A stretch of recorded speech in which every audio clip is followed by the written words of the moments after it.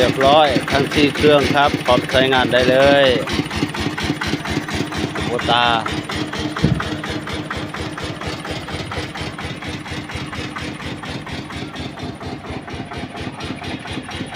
พร้อมใช้งาน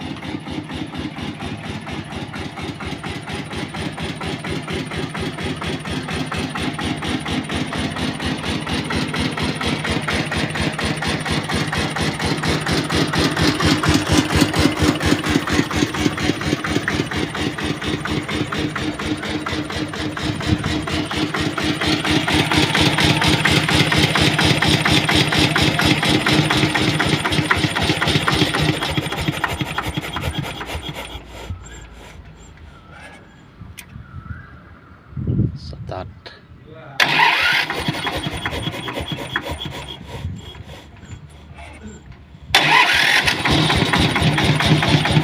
มือครับพร้อมใช้งานเครื่องเรียบร้อย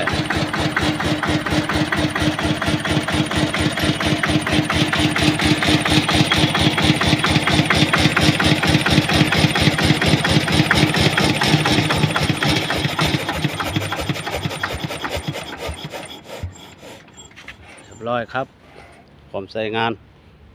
ไม่มีปัญหาสตาร์ททุกเครื่อง